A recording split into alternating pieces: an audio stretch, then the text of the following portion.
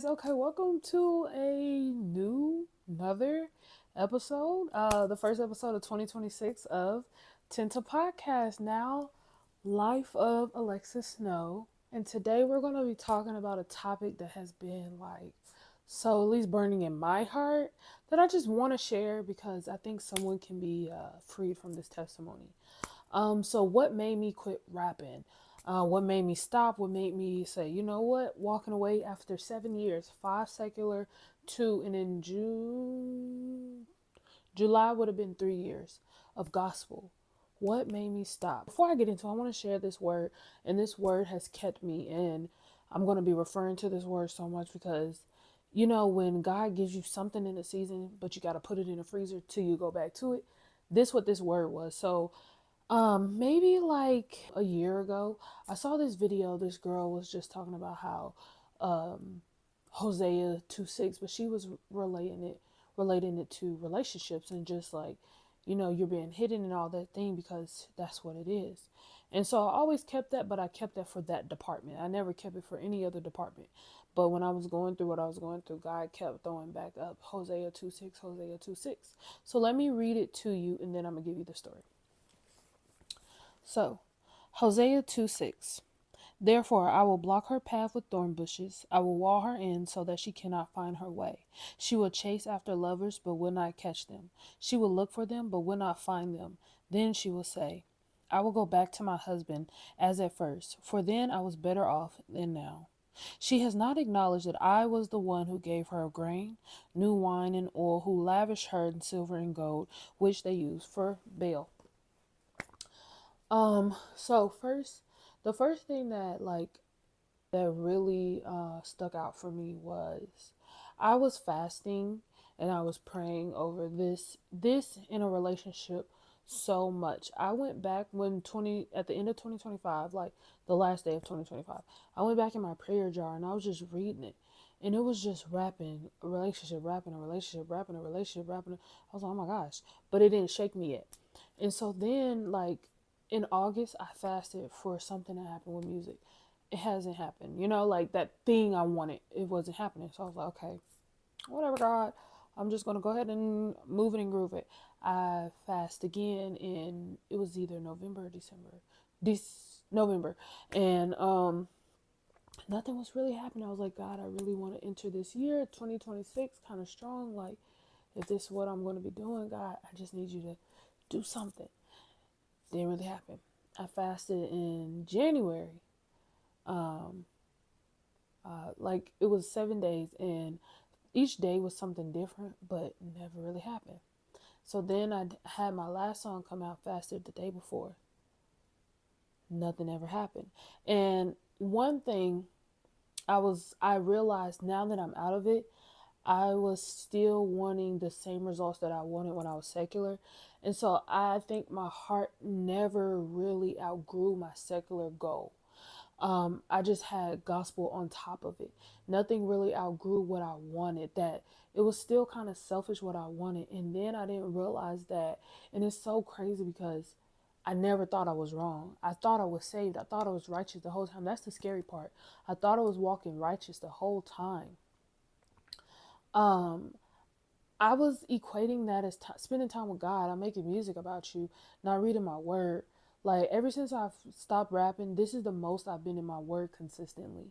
And that's not okay. If you want to be someone to also lead people and stuff like that, you need to be in your word. So like God was just showing me so many things. Really the day that I quit, he showed me so many things about my heart. Like y'all would have thought someone passed away and it was really my flesh dying. And I was really truly grieving that whole situation. That the way that it hit me so bad, y'all. Like I never cried, I never felt that shaken, I never felt that hurt before, but it was like I was letting go of a dream. But really what God kept speaking to me was that was to save you, not sustain you. And he kept saying that was to save you, not sustain you. I'm like, but God, I had this, I had that, but the focus wasn't God anymore. And when the focus is no longer the king, he's going to take his hand out of that thing.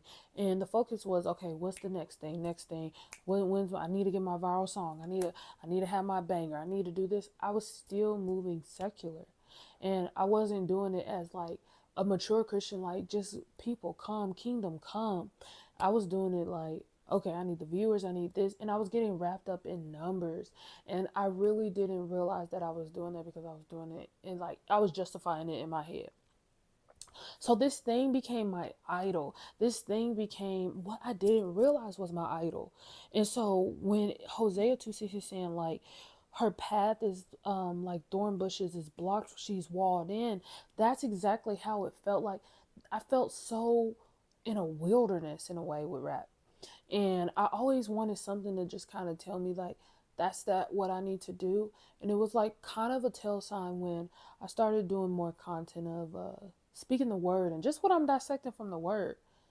And that was starting to like do something. And I'm like not grateful. I'm like, God, you letting this do this but not this. And he's like, he probably like, girl, you were so, you know what I'm saying? So really you just need to really pay attention. What are you idolizing, putting over God?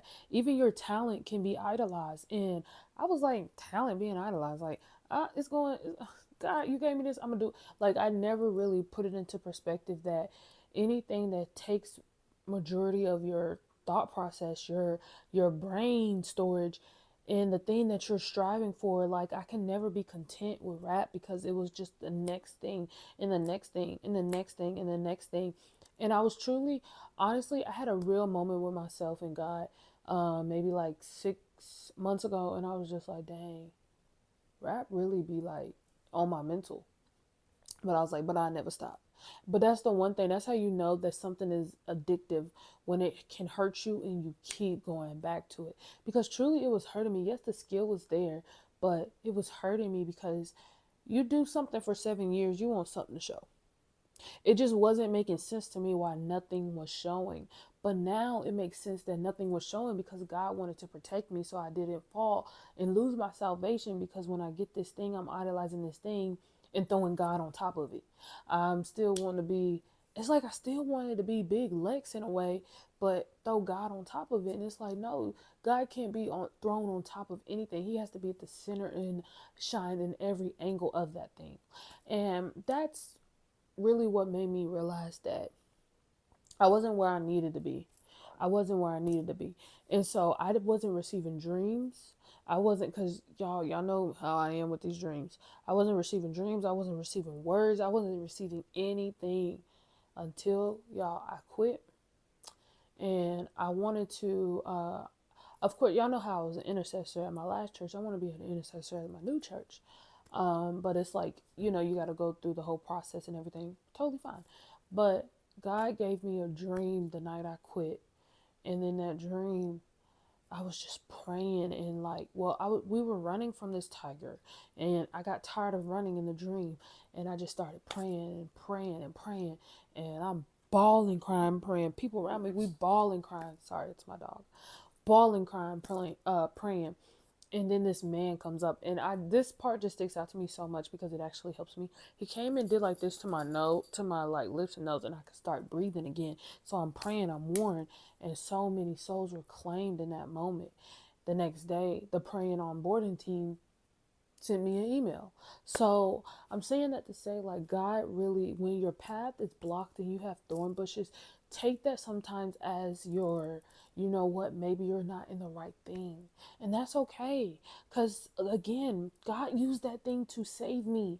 If I did not turn to rap, if I did not turn to gospel rap, I wouldn't have turned to God. God knew what was going to appeal to me to save me. Now, everybody's grace is different. So once you keep hitting that wall, understand that you may be walled in. Hosea's wife was running from the love Hosea and the call of being his wife. She was running from it and running to everything she knew.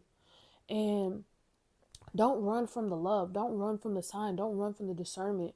God will make us sure-footed as a deer. Like, and we need to take on his wisdom, take on his understanding, take on his discernment. He wants us to have these things, so pray for it, so you're not going through 7 years of a trial. and truly ask yourself, what am I putting over God? What am I putting over spending time with God? What am I putting over other than dedicating to God? Because again, it was church rap. And now I realize how uneducated I was in spending time with God and how limited I was in spending time with God. And now, guys, I'm not going to lie to y'all. This is the most peace I've ever received in my life. I'm not worrying about the next thing. I'm not worried about my views. I'm not worried about if I chill too long. Because with music, you can't chill too long if you don't have a fan base. I don't have to worry about that no more. I'm not trying to put out a product for people to come back to. Now I'm trying to just put out whatever that's going to reach somebody to save their soul and let you know, like, I've been there. Don't go through what I went through. Y'all understand that everything is not just a storm to rearrange. Some things are a storm to stop. Some things are something to sustain you and pull you out. But walk in what God has for you. When it's time to shift, don't fight it. I was listening to Todd Gerbeth in his song. I want to say the song is "I Want to Be More Like You." Yeah, and he's talking about how he went to a pottery class, and basically, like, he knows that the potter knows when the clay is ready, when it stops fighting it. It can be molded however you need it to be molded. And that's exactly what God wanted. He wanted me to stop fighting it. But I was so determined. I was so like, I remember this dream you had me. But that's when you need to be so sensitive to the spirit that you are not hanging on to the last instruction when he gave you 10 more.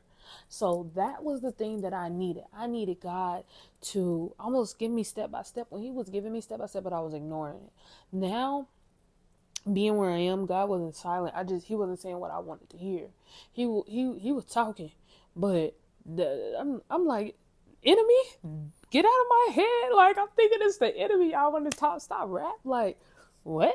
And so, I mean, anybody would, because you see the talent, you think it's just the talent. But I wasn't even looking to make music that was necessarily just like God, God, God. It was like, make it sound good with God.